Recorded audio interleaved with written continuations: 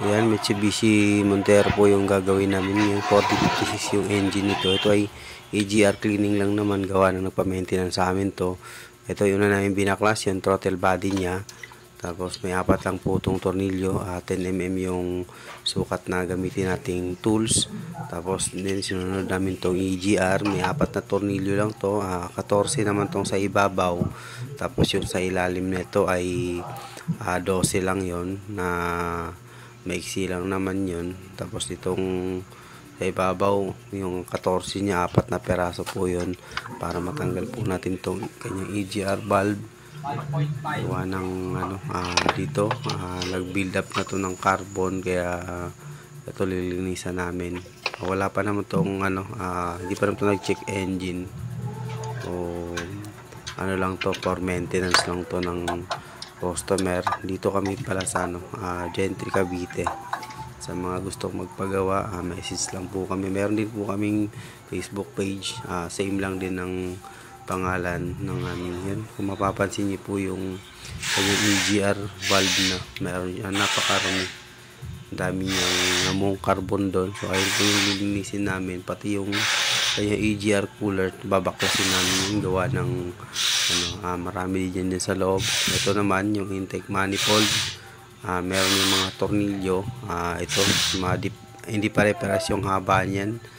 Size naman yan, 12mm naman yan. Pag naglilinis kami ng EGR, sinasabay din tayo talaga namin yung intake, gawa ng doon din nagkakaroon din siya ng carbon deposit din sa intake manifold niya para masabay na sa linis.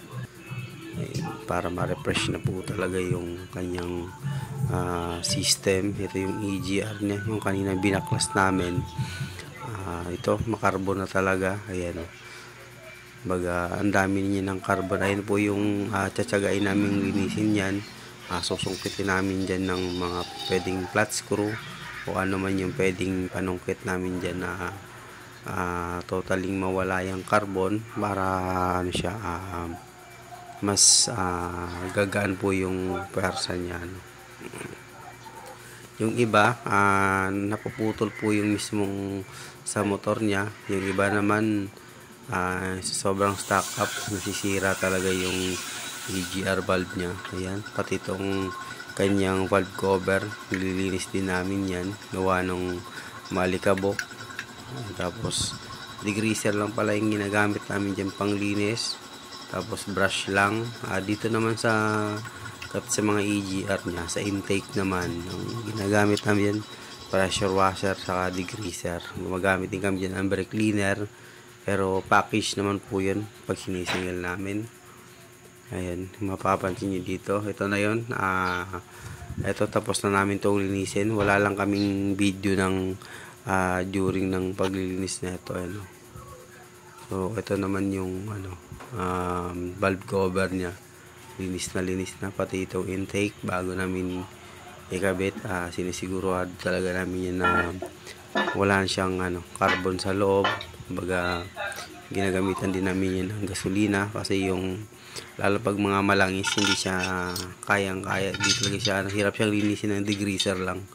So mas okay din gumamit kayo ng gasolina.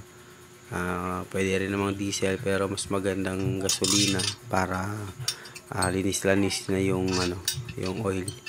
Ay babalik lang po natin itong tornilyong mahaba dito to banda sa ayan. Tapos yung mga maiksi naman meron din yun sa baba. Dito ay yan, mga 5 peraso yung maiksi niyan. Ay, 3 pala. Tapos dun pala sa kabila yung 2, kaya 5 peraso yung mga maiksi. As in EGR, ayun yung kanyang pipe, binabalik na namin bago yung pinaka EGR motor niya. Kaya tsagaan lang talaga yun sa paglilinis. Gawa ng yung iba mahirap din linisin, sobrang kapit na ng carbon. Ito naman yung throttle body niya na nalinis na namin. Pag nilalagay na ito, mas maganda sabayin niyo ng tornilyo para hindi yung throttle body na yung kakabit gasket. May 4 na tornilyo lang yan, 1, 2, 3, 4 dito nakakabit yan. Ito naman yung EGR. Kalaging kasama sa mga nililinis namin.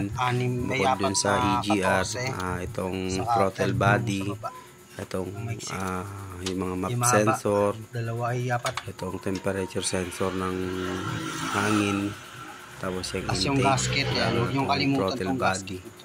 Sa ibang modelo, mas malala din yung carbon nila. Depende rin sa sa tagal, sa tinakbo niya.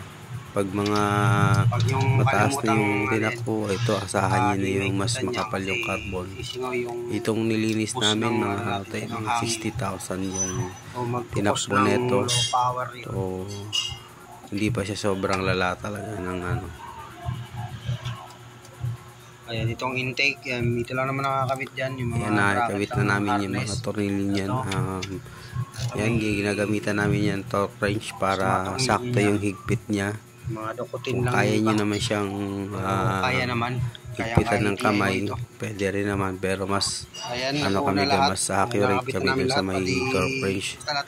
Dito nabuo na yung kanyang papaandarin na lang namin to para ma-road test and double check lahat ng gawa, kung walang maluwag, yung mga socket, pasok ng maayos para hindi sa mag-error. Yan, umandar na po yung sasakyan. Road test na lang namin yan. Wala namang ibang ginawa yan, kundi EGR lang. Performance niya ngayon.